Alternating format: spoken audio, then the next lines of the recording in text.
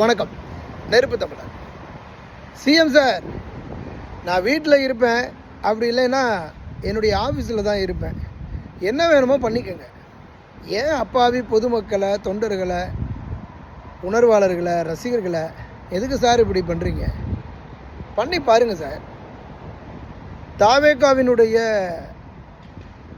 தொண்டர்கள், தாவேகாவினுடைய அரசியல் கட்சிகள் செயல்பட்டு கொண்டிருப்பவர்கள் இனி வரும் காலங்களில் இதைவிட நீங்கள் வீரியமாக செயல்படணும். இனிதான் தாவேகா அதிக வீரியமாக செயல்பட வேண்டிய ஒரு கட்டாயம் இருக்குது. எங்கேயோ துவண்டு போயிட்டோம், இல்லை பின்னடைவை சந்திச்சிட்டோம், அல்லது வீழ்ச்சி அடைஞ்சிருச்சு தாவேகா அப்படின்னு நீங்கள் யாரும் நினைக்க வேண்டாம்.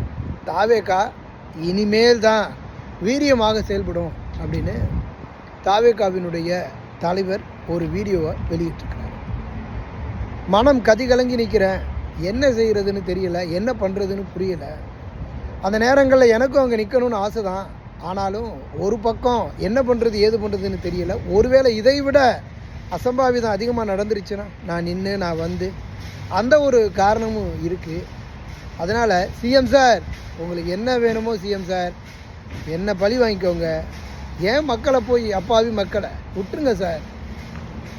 களத்தில் இதை விட எல்லோரும் வீரியமாக செயல்படுங்க அப்படின்னு செயல்படுவோம் அப்படின்னு சொல்லியிருக்கிறாரு.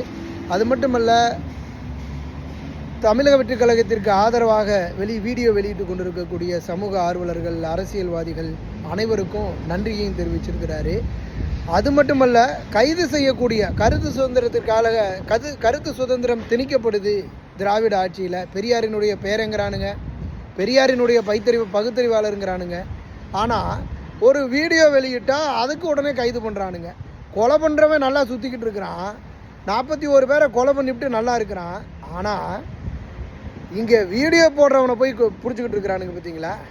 இதுதாங்க திராவிட மாடல் ஆட்சி. கருத்து சுதந்திரம் அப்படிங்கிறது பெரியாருக்கு சமர்ப்பணம் செய்யுங்கப்பா. பெரியாரை பற்றி பேசுகிறவன், திமுக கட்சியில் இருக்கிறவன், இவன் எல்லாம் எப்படிப்பட்ட அயோக்கிய பையங்கிறது தெரியுதா? எதுக்கு கருத்து சுதந்திரம் அப்படிங்கிறது என்னங்க? எதுக்குங்க கைது பண்ணுறீங்க? சிந்தித்து செயல்படுங்க மக்களே.